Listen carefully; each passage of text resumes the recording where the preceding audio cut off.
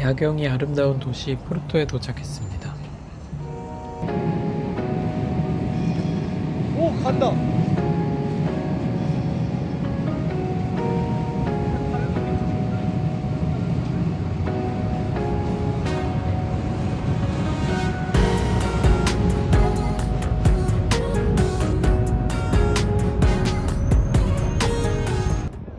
철골 구조로 만들어진 루이스 대교는 파리 에펠탑보다 3년 앞선 1886년도에 완성되었습니다. 흥미롭게도 다리의 설계자인 테오필 세이리그는 에펠의 제자이자 동료였다고 합니다.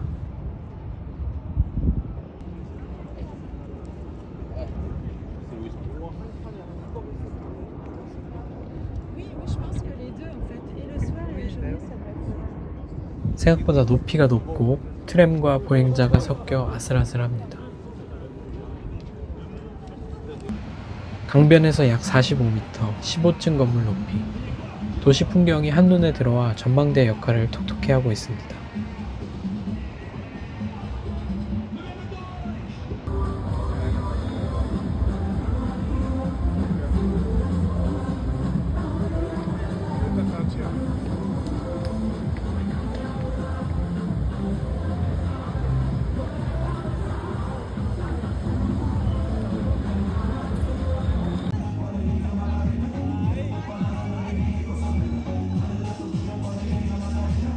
강변을 따라 춤을 추는 사람들, 노천 카페에 앉아 포트와인과 맥주를 마시는 사람들, 여행지의 흥겨움과 유럽의 낭만적 분위기가 물씬 느껴집니다.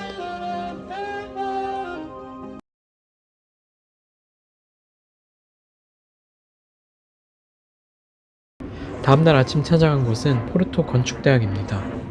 알바로 시자가 설계한 이 건물은 건축학과 학생들과 교수님들을 위한 시설입니다. 건축학도를 위한 교보제처럼 온갖 건축적 장치와 요소들을 친절히 설명해 주는 것 같이 느껴지네요.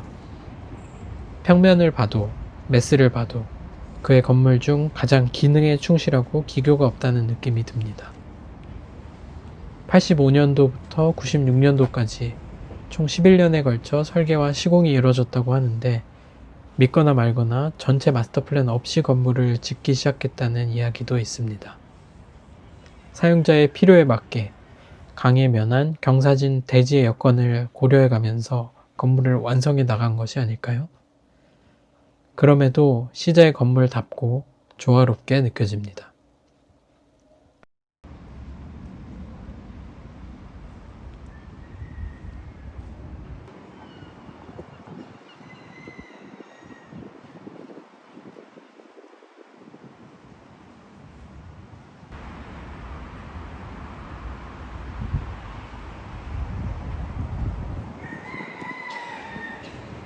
본관으로 들어가 봅니다.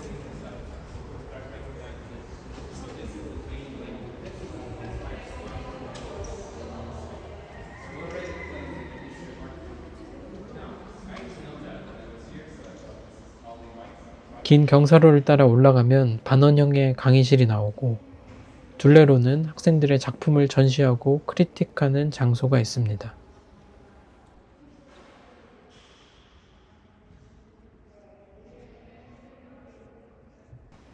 곡률이 있는 벽면을 타고 들어오는 자연 채광이 부드럽게 전시 공간을 밝혀줍니다.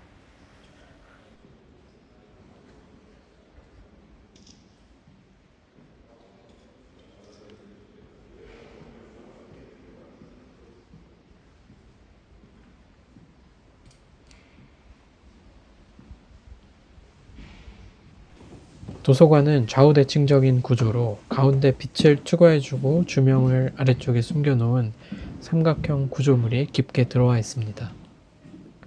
1층과 2층을 고루 밝혀줍니다. 따뜻한 톤의 석재, 마루바닥과 목재 색장은 안온한 느낌을 줍니다.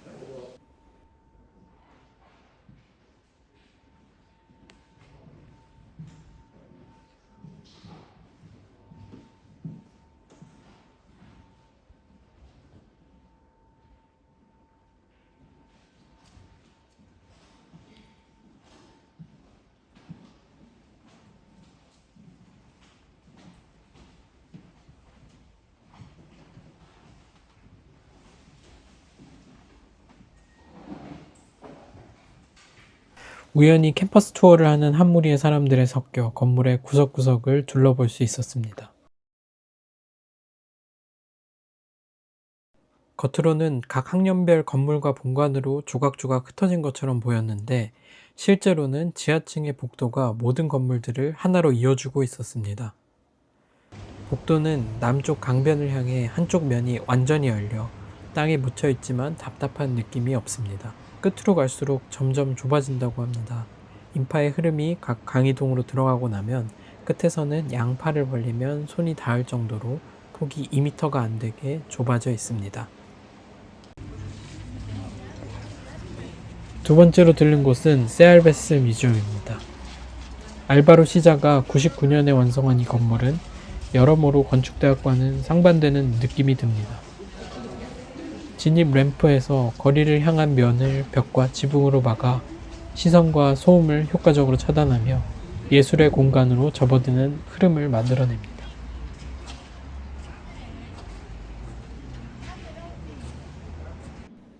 시자 파빌리온은 최근 증축한 별동으로 24년도에 완성되었습니다.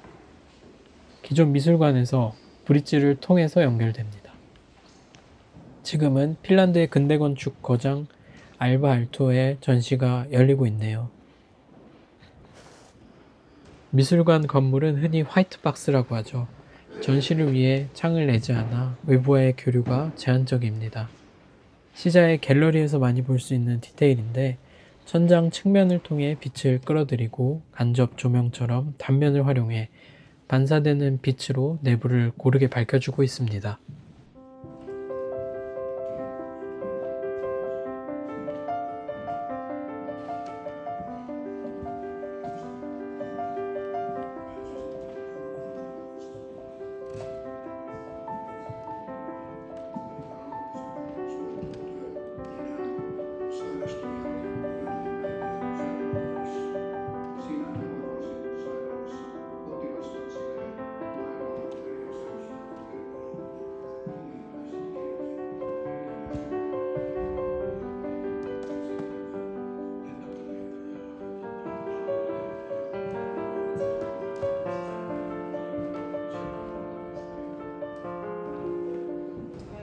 맥락과 프로그램의 산물이라기보다는 조형성과 비례에 집중한 프로젝트라고 생각이 됩니다.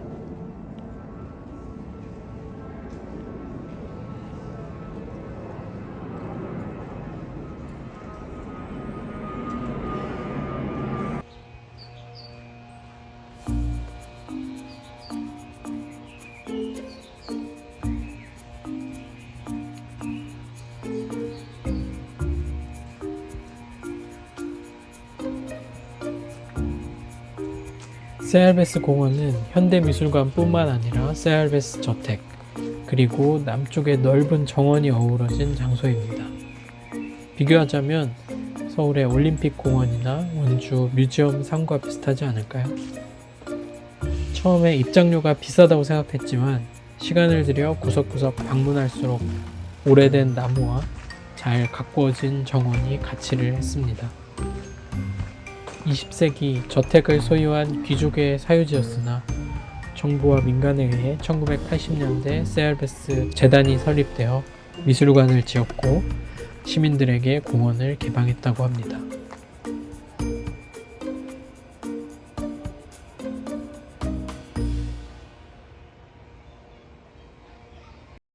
트리탑워크는 목구조로 만든 전망대인데 높은 곳에서 시작된 산책로가 뻗어나가 우듬지 높이에서 공원을 바라보고 쉴 수 있게 동선을 만들었습니다.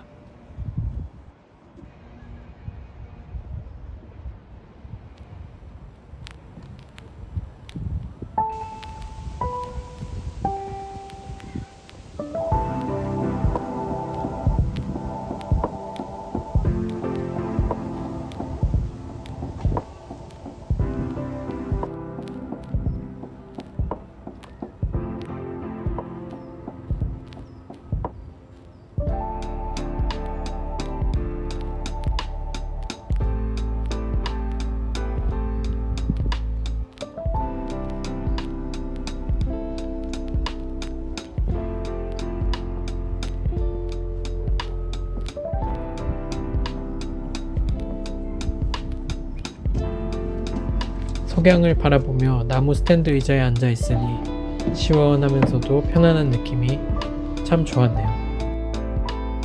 공원의 남쪽에는 작은 규모로 목구조로 기단이 돌로 만들어진 온실이 있었습니다.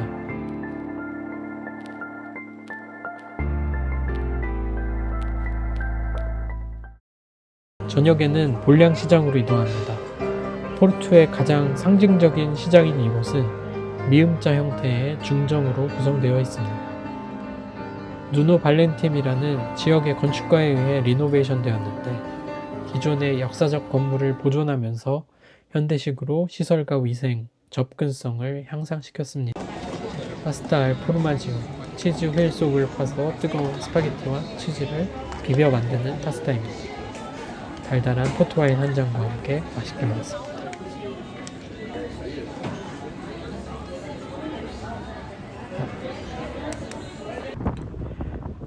오늘은 알바로 시자 투어의 날입니다. 포르토 근교에 있는 마토지뉴스는 시자가 태어난 도시입니다. 시자의 건물 3곳을 투어하고 가이드 해설을 제공하는 프로그램을 신청했습니다. 가장 첫 번째로 방문한 곳은 해안가에 위치한 티하우스입니다. 포르투갈의 현대건축 계보는 페르난도 타보라에서 알바로 시자 그리고 소토드무라로 이어진다고 할 수 있습니다. 타보라는 시자의 스승이었는데 자신이 공모전을 통해 당선한 티하우스의 설계를 이제 막 대학을 졸업한 25살의 시자에게 맡기게 됩니다. 첫 프로젝트인 만큼 어깨에 힘을 잔뜩 주고 설계했을 건축가의 모습이 상상됩니다. 초년생이 설계했다고 하기에는 완성도가 매우 높습니다.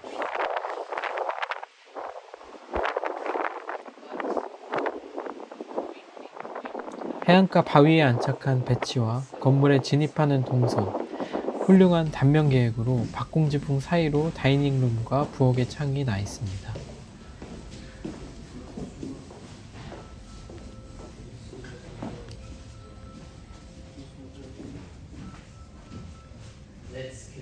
조금은 장식적인 면도 있지만 60년 전 건물이라 믿기지 않을 정도로 세련되었고 관리도 완벽하게 하고 있습니다.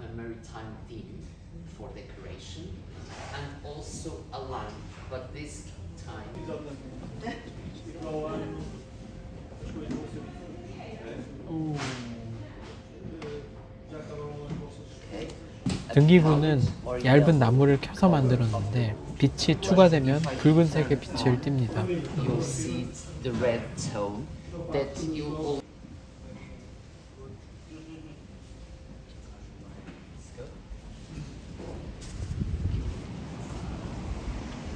여름철에는 바다 쪽에 창을 열고 테라스에도 좌석을 배치하도록 계획했습니다.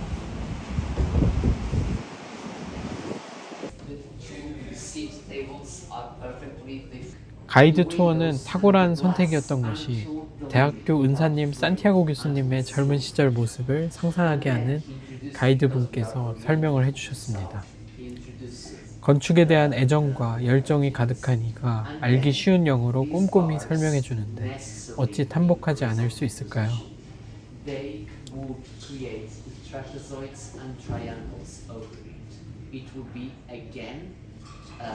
A result, but at the same time a desire for the architect.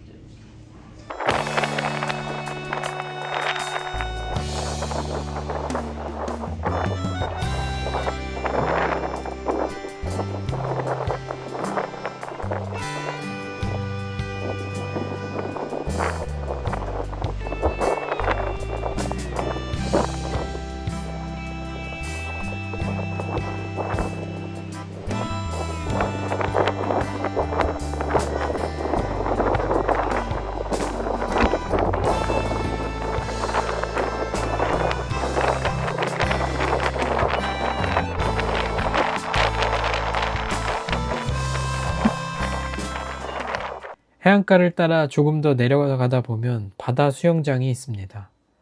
모든 시설은 길보다 낮은 해안가 높이에 설치되어 도로변에서는 건물이 드러나지 않고 콘크리트 벽과 구리로 된 지붕만이 보일 뿐입니다. 건축 이론가 케니스 프램튼이 5개의 레이어로 건물을 설명했는데 바닷가에 모래를 섞어 만든 노출 콘크리트 벽과 경사로 포르투갈 항구에서 흔히 볼 수 있는 새까만 페인트로 칠해진 재활용 목재로 골조를 세운 탈의실, 전이 공간을 지나 해안가의 바위와 어우러진 수영장, 그리고 마지막 대서양 바다. 탈의실의 내부에는 조명이 없습니다. 바다를 향해 측면으로 나 있는 창으로 빛이 들어올 뿐입니다. 수영복으로 옷을 갈아입는 2에서 3분의 시간 동안 눈은 어두움에 적응하고 비로소 탈의실을 빠져나가는 길이 보이게 됩니다.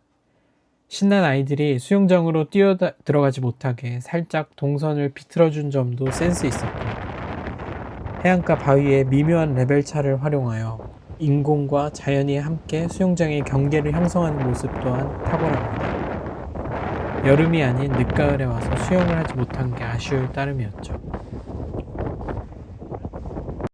세 번째로 방문한 시자의 부모님 집은 수영장과 비슷한 시기 계획된 레노베이션으로 그의 나이 28살 때의 작업입니다. 당시 건물의 1층은 창고이자 부속 공간으로만 활용하는 것이 일반적이었는데, 세장한 부지 뒤쪽 마당과 바로 연결된다는 점에 착안해 이 공간을 적극적으로 활용하여 아이들을 위한 공간과 응접실로 꾸몄습니다.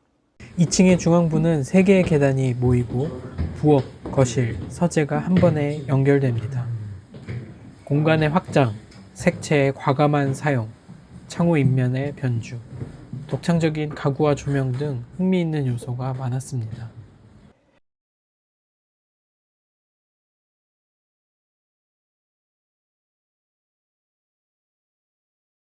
투어의 마지막으로 건축의 집에 들렀습니다. 항구 주변의 산업시설이었던 이곳은 리노베이션을 통해 전시장으로 탈바꿈했습니다. 이곳에서는 현재 켄 고쿠마의 건축전이 열리고 있습니다. 그는 리스본 굴벤키안 현대미술관뿐 아니라 오사카 엑스포 포르투갈관을 설계하기도 했죠. 모형들이 볼만하더군요. 오늘의 숙소는 소토드 무라가 리노베이션한 호텔로 수도원이었던 곳입니다. 첫 번째로 묵었던 가족적 분위기의 수도원보다 층고와 공간의 스케일이 크고 훨씬 여유가 있습니다. 슬라브의 보강인지 새로 한 것인지 알 수 없지만 격자 모양의 금속 천장도 세련되게 느껴졌습니다.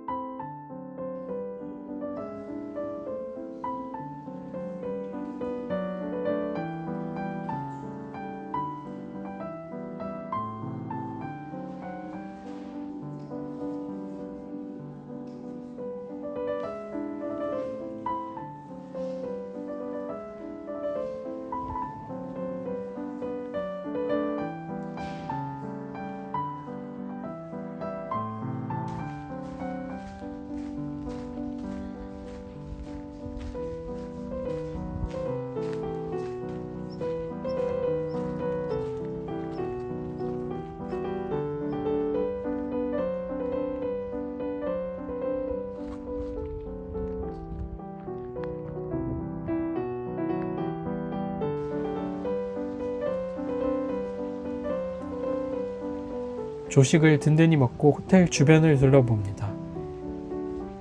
여름철 잘 사용될 것 같은 달걀 모양의 야외 수영장입니다.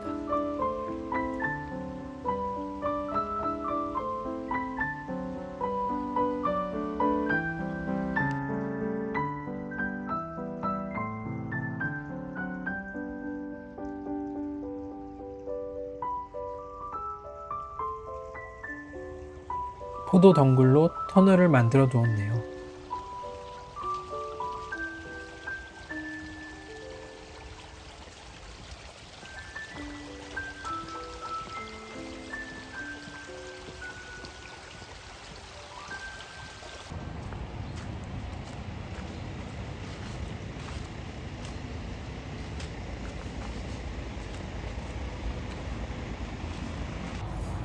(12세기) 베네딕토의 수도원과 성당으로 처음 사용되었다고 합니다. 문화재로 지정되어 있다 하는데 문이 잠겨 있어 내부로 들어가 보진 못했습니다.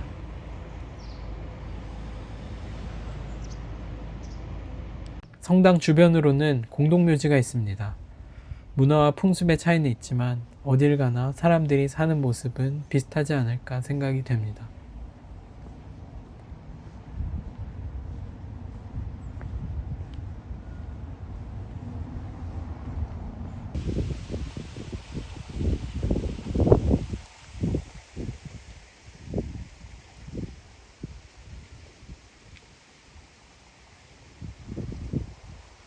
오늘은 포르투갈에서의 마지막 날입니다. 소토드무라의 브라가 경기장으로 향합니다. 스페인 출신의 유소년 축구단이 함께 투어를 신청해서 동행했습니다. 미래의 스타 플레이어를 꿈꾸며 기자회견하는 연습까지 하고 있네요.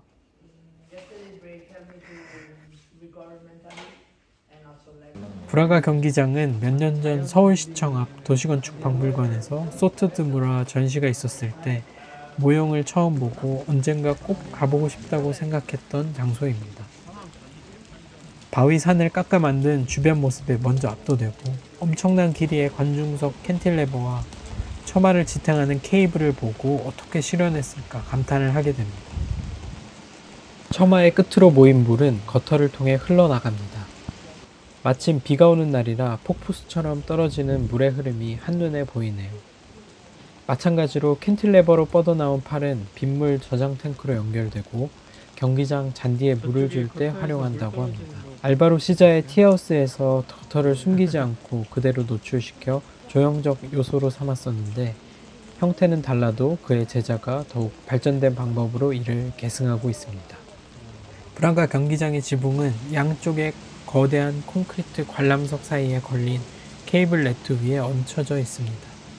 이 케이블들은 압축을 받지 않고 오직 장력만이 작용하며 지붕의 하중을 받아 양쪽 콘크리트 스탠드 상부의 앵커로 전달합니다.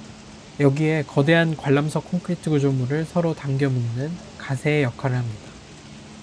양쪽의 스탠드가 바깥으로 벌어지려는 힘을 상쇄하는 것이죠.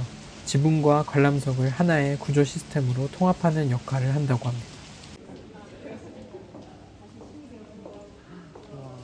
관중석의 많은 인원이 한 번에 빠져나갈 수 있도록 계획한 계단은 암벽에 안착한 건물의 단면과 기초를 고스란히 보여주어 그 자체로 구조미를 뽐내고 있습니다. 기둥과 보가 만나는 위치는 힌지 접합으로 보이는데 우리나라에서 잘 사용하지 않는다는 중간 모멘트 골조인가 싶은 궁금증이 생깁니다.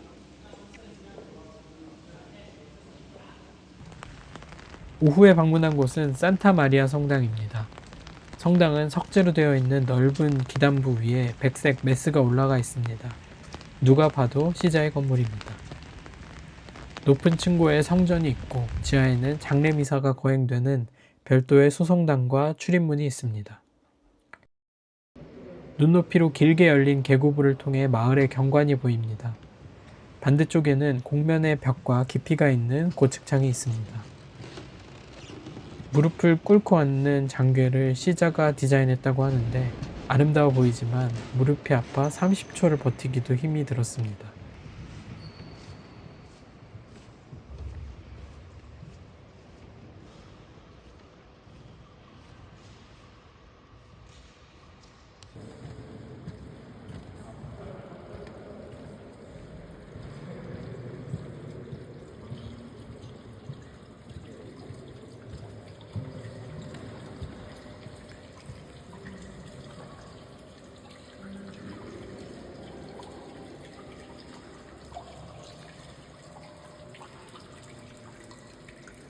뒤쪽 성수가 나오는 샘 위쪽은 층고가 매우 높은데 세례자 요한에게 세례를 받는 장면이 타일로 표현되어 있습니다. 꽉 채운 일주일간의 포르투갈 여행을 마치고 이제 튀르키예 이스탄불로 넘어갑니다.